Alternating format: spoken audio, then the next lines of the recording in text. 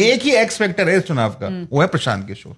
और मैं आपको बता रहा हूं, जितना मैं, जो मेरे दोस्त हैं जो बिहार से हैं, उनकी अगर मैं ट्विटर की टाइमलाइन रीड करूं या उनका फेसबुक पोस्ट मैं रीड करूं, वो सब लोग they are quite liking him, कि भाई इस यहां पर क्या बात होती है बिहार के अंदर, अगड़ा पिछड़ा हिंदू मुस्लिम, वो आके बात कर रहे हैं कि हाँ भाई जॉब्स नहीं है। सबसे पहले अगर कोई वर्ड पलायन अगर किसी ने अगर इस पूरे इलेक्शन को दिया, उसका नाम प्रशांत किशोर है। पलायन जो हुआ है, प्रशांत किशोर की हम लोग बात कर रहे थे, पहली पार्टी मतलब कि जिसने 51 सीट्स बिग चांस का ऐलान कर दिया, प्रशांत किशोर ने ऐलान कर दिया।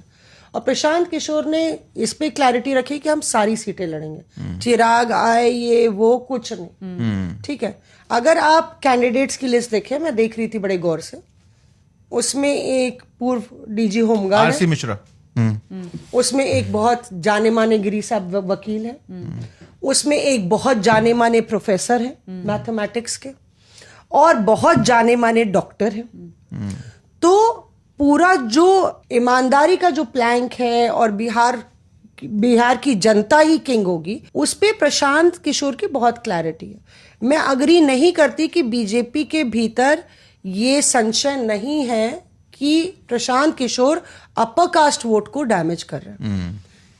कांग्रेस में भी प्रशांत किशोर को लेके एक बड़ी इनकी वॉर रूम में बैठक हो रही थी।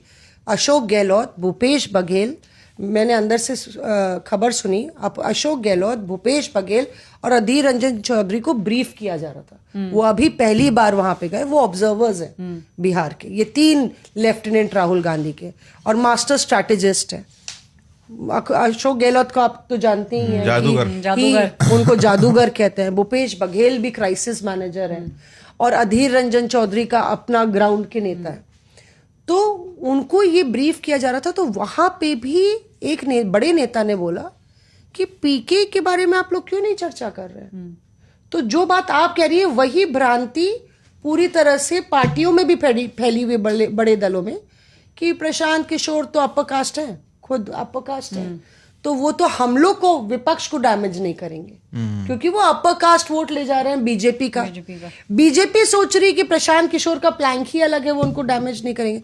तो प्रशांत किशोर ने एक ऐसा मतलब कि कास्ट कॉम्बिनेशन का, जो आप कह रहे हैं ना, जात का जो उन्होंने किस सिलेक्शन ऑफ कैंडिडेट्स है, आप देखेंगे तो पूरा ओवरऑल रिप्रेजेंटेशन है। उसमें ईबीसी भी है, दलित भी है, उसमें यादव भी है, उसमें अपर कास्ट भी है, मुस्लिम भी है। तो उन्होंने ये सब, और तो वो ये सोच